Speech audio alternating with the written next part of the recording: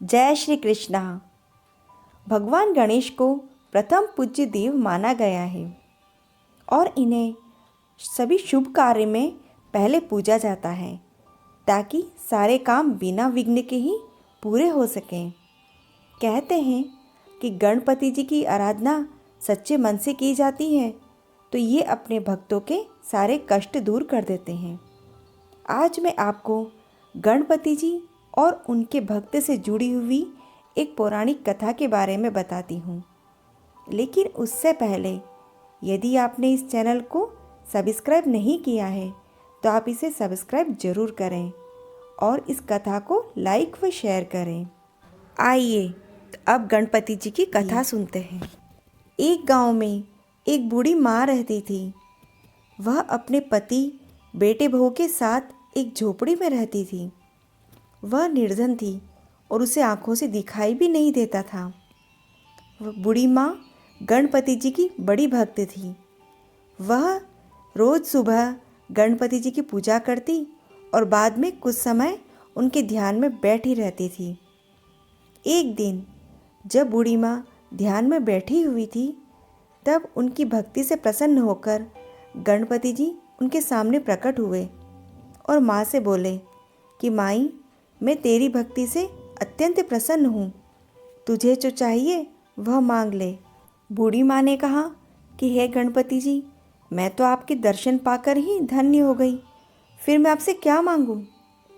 गणेश जी ने कहा कि ठीक है, पर मैं आया हूँ तो कुछ तो मांगो। फिर बूढ़ी माँ ने कहा कि मैं अपने परिवार वालों से पूछकर मांग लूँगी। गणपति जी ने कहा कि मैं कल फिर आऊँगा। ऐसा कहकर गणेश जी अंतर्ध्यान हो गए। बूढ़ी माँ पूजा पाठ और ध्यान पूरा करके अपने बेटे बहू को बुलाती है और उनसे पूछती है कि आज गणपति जी आए थे, मुझसे वरदान मांगने को कहा कि मेरी समझ में ही नहीं आया मैं क्या मांगूं। तब उनके बेटे ने कहा कि माँ, उनसे धन मांग लो। फिर बहू बोली कि अपने लिए पोता मांग लो। तब बूढ़ी माँ ने सोचा कि घर वाले तो सिर्फ अपने ही मतलब का सोच रहे हैं। फिर वह पड़ोसियों के पास गई और पड़ोसियों से बोला कि गणपति जी से वह क्या मांगे।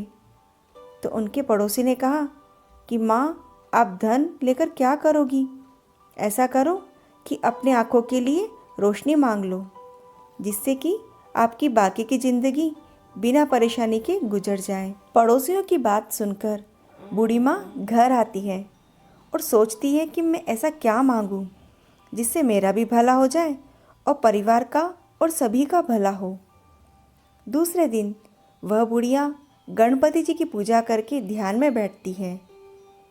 तब गणपति जी उनके सामने प्रकट होते हैं और उससे पूछा कि बूढ़ी माँ, आज तो कुछ मांगो। बूढ़ी माँ ने कहा, हे गणपति जी महाराज, यदि आप मुझ पर प्रसन्न हैं तो मुझे 9 करोड़ की माया, निरोगी काया, अमर सुहाग, आँखों की रोशनी और नाती पोते और सब परिवार को सुख दो। अंत में मुझे मोक्ष प्रदान करो। यह सुनकर गणपति जी बोले, माता, आपने तो हमें ठग ही लिया, लेकिन फिर भी आपने जो मांगा है वह सब आपको मिलेगा। यह कहकर गणपति जी अंतर्ध्यान हो गए। उधर बूढ़ी माँ ने जो कुछ मांगा था वह सब कुछ मिला। उसने अपना बाकी बचा हुआ जीवन खुशी खुशी व्यतीत किया।